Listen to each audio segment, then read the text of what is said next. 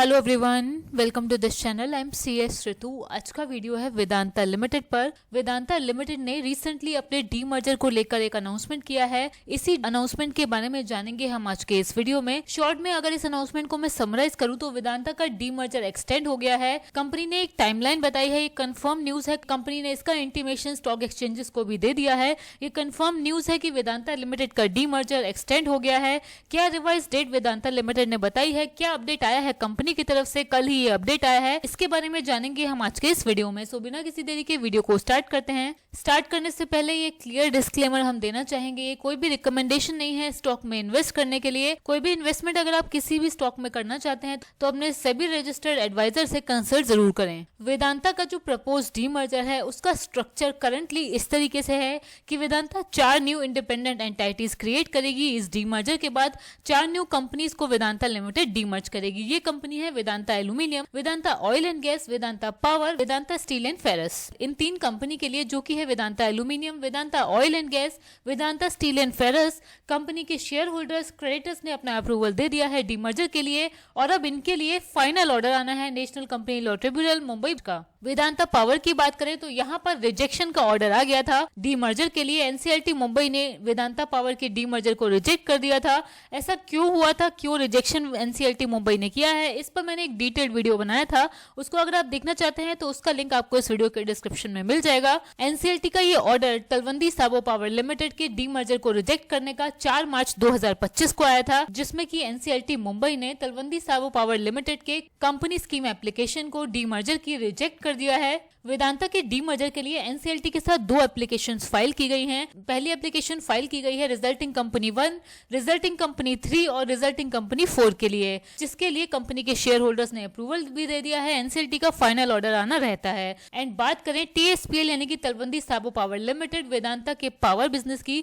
तो इसके लिए एक separate company scheme application file की गई थी डी मर्जर के अप्रूवल के लिए, जिसको एनसीएलटी मुंबई ब्रांच ने 4 मार्च 2025 के ऑर्डर के थ्रू रिजेक्ट कर दिया। लेकिन ये रिजेक्शन वेदांता लिमिटेड की कंपनी स्कीम एप्लीकेशन के लिए एप्लीकेबल नहीं है। मींस बाकी कंपनी का डी मर्जर प्रोग्रेस कर रहा है। अभी कुछ दिन पहले कंपनी के चेयरमैन का एक इंटरव्यू आया है, जिसमें वेदांता के प्रपोज डी मर्जर की टाइमलाइन को लेकर ये कहा गया है कि ये डी मर्जर कंक्लूड होगा फाइनेंशियल ईयर 26 के फर्स्ट क्वार्टर के एंड तक। बट ये टाइमलाइन अब एप्लीकेबल नहीं रहेगी बिकॉज कंपनी ने रिवाइज टाइमलाइन बता दी है डी मर्जर के कंप्लीशन की। इसका अनाउंसमेंट वेदांता लिमिटेड ने कल की एक्सचेंज फाइलिंग में किया है। कल की एक्सचेंज फाइलिंग है जिसमें कि आप देख सकते हैं वेदांता ने डी मर्जर की टाइमलाइन का एक्सटेंशन कर दिया है। और ये एक्सटेंशन इसीलिए किया गया है क्योंकि डी मर्जर की स्कीम ऑफ अरेंजमेंट की सभी कंडीशन फुलफिल नहीं हुई हैं। तो कंडीशन ही फुलफिल नहीं हुई तो डी मर्जर का एक्सटेंशन तो होना ही था, और वही हुआ है वेदांता लिमिटेड के केस में। कंपनी ने इस एक्सचेंज फाइलिंग में ये बताया है कि डी मर्जर की स्कीम तभी इफेक्टिव होगी जब कुछ कंडीशन जो कि clause 39 of D merger scheme में मेंशन है वो फुलफिल्ड होगी। कंपनी के डी मर्जर स्कीम का क्लॉज 39 ये कहता है